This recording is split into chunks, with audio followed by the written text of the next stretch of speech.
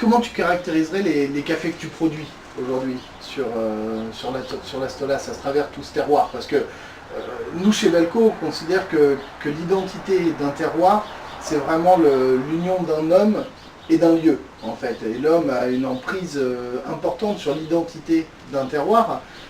Aujourd'hui, comment tu as choisi de magnifier ce terroir de la Stolas?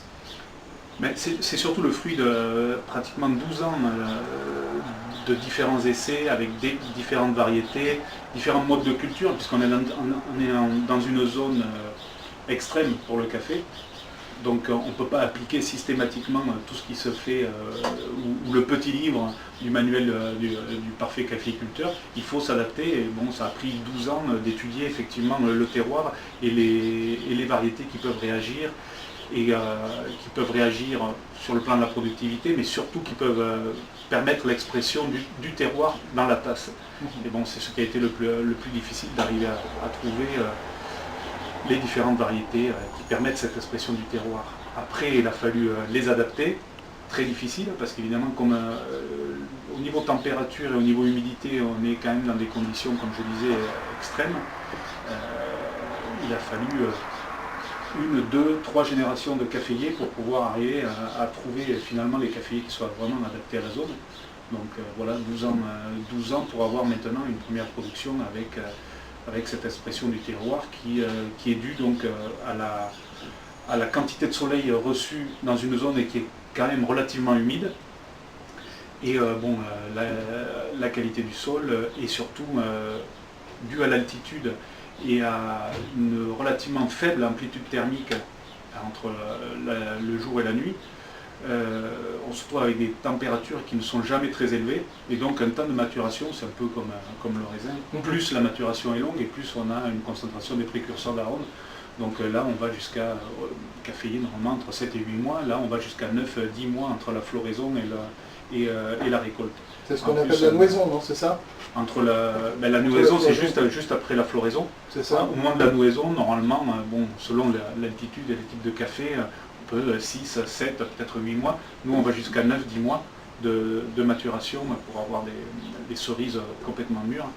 Et on a la chance en plus que la saison sèche qui a lieu au mois de juillet-août permet à la fin de la récolte une première floraison avec les pluies d'équinoxe, et qui permettent donc la première floraison. Ensuite, on n'a pas trop de pluie jusqu'au mois de novembre-décembre, ce qui permet normalement aux fleurs de nouer correctement.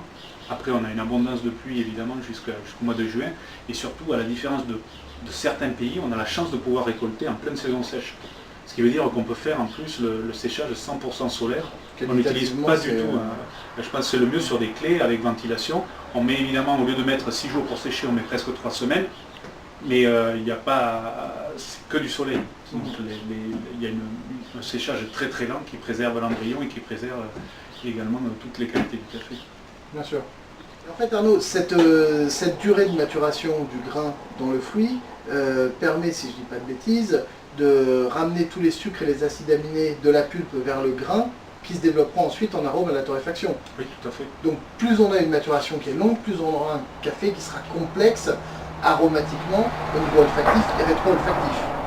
Oui, après, tout va dépendre au moment de la torréfaction également de comment on utilise ces précurseurs d'arômes. Mais c'est effectivement, il y a une concentration, un passage de la pulpe au grain.